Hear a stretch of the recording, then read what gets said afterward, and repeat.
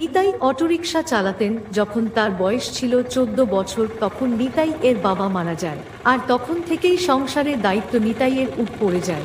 স্কুলে পড়ালেখা ছেড়ে দিতে হয়, বাবার অটোরিকশা চালাতেই থাকেন। নিতাই এর বড় বোন রিয়ার বিয়ের সময় নগদ 10 লাখ টাকা আর সোনা গহনা দিনা পাওনা দেওয়ার কথা ছিল। দিনা পাওনা শোধ করার জন্য বাড়ি বিক্রয় করে দেয়, আর মাকে সাথে করে নিয়ে ভাড়ার ঘরে থাকতেন।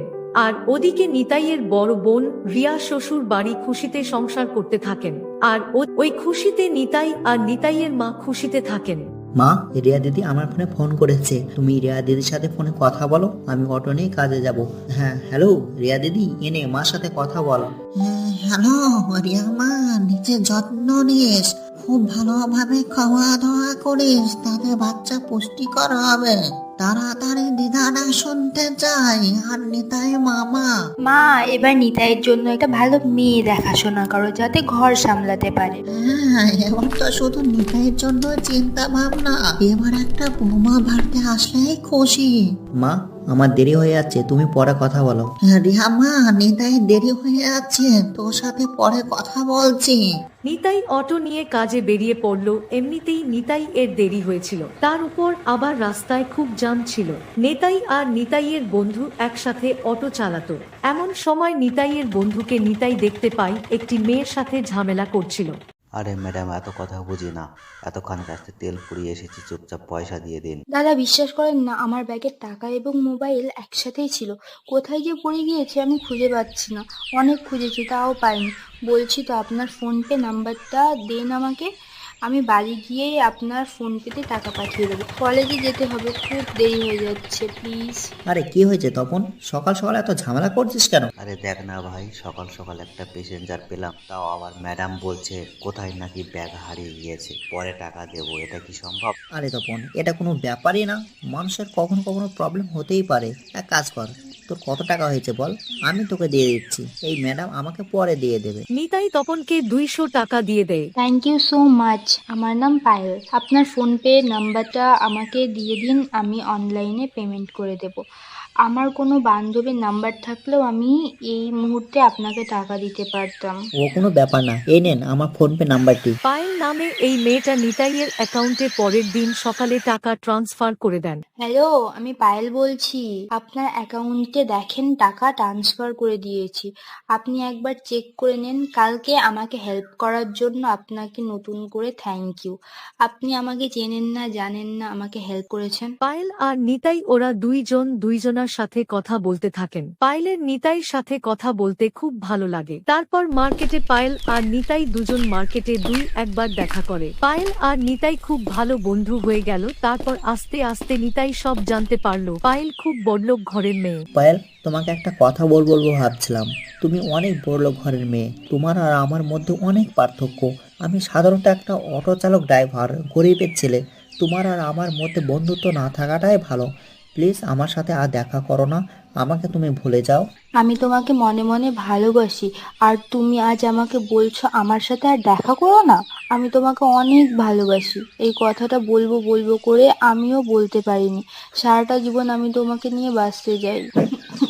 পায়েল কাঁদতে কাঁদতে নিতাইকে জড়িয়ে ধরে, আর পায়েলের বাবা মাকে এই খবরটা জানায়। পায়েলের বাবা মা রাজি হয়ে যায়। এদিকে আবার নিতাই মা দিদিকে একই বিষয়ে কথাবার্তা আলোচনা করে। শুভ একটা দিন ঠিক করে দুজনার বিবাহ হয়ে যায়। পায়েলের স্বভাব চরিত্র খুব ভালো ছিল। পায়েল এই বিষয়ে কোনো কথা বলেনি যে তার শ্বশুর। পায়েল, তুমি আমাকে বিয়ে করে খুশি তো না? হ্যাঁ, আমি তোমাকে মন থেকে ভালোবেসেছি।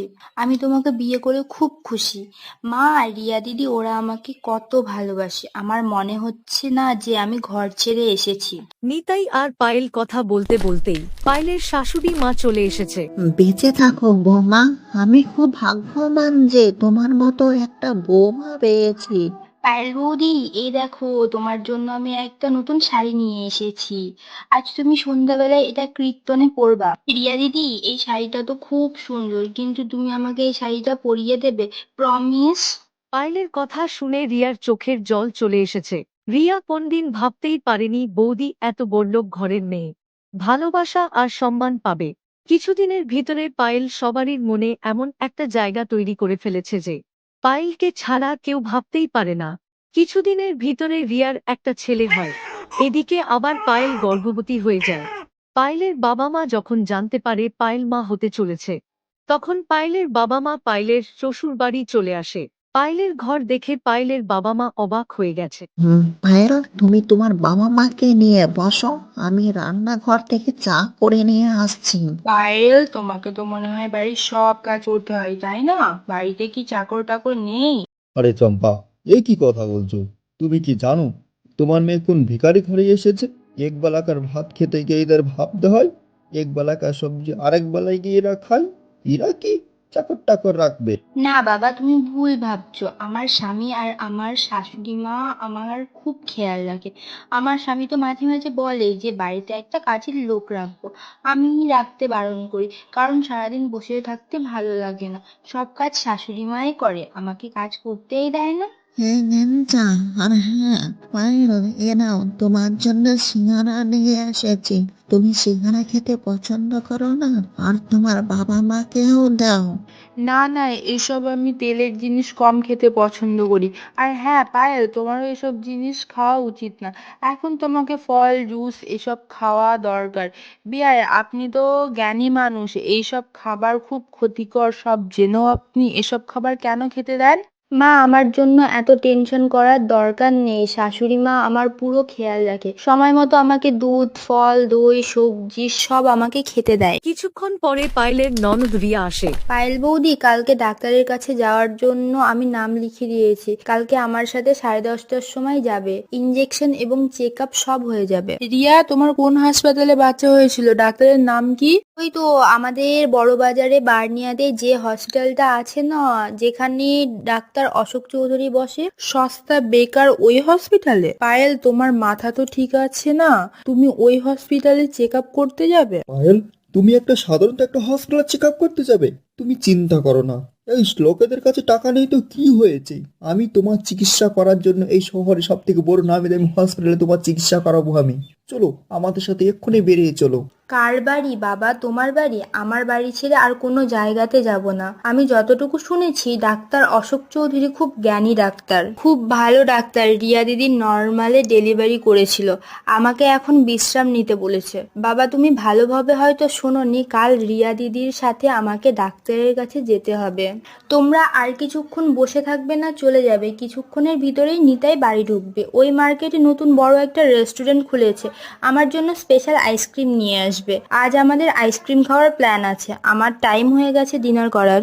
পায়েলের আইসক্রিম খাওয়ার এমন কোন প্ল্যান ছিল না, সেটা রিয়া এবং পায়েলের শাশুড়ি মা জানতো। পায়েল মিথ্যা কথা বলে তার বাবা মাকে তাড়িয়ে দেওয়ার জন্য মিথ্যা কথা বানিয়ে বলেছিলেন, কারণ পায়েল জানতো যতক্ষণ পায়েলের বাবা মা থাকবে এখানে ততক্ষণ তার পরিবারকে অপমান করছে, তাই সে বাধ্য হবে মিথ্যা কথা বলেছে। পায়েলের বাবা মা লজ্জা পেয়ে ওখান থেকে ছোট হয়ে চলে যায়। তারপর পায়েলের নন্দ আর পায়েলের শাশুড়ি মা খুশিতে গলা জড়িয়ে ধরে।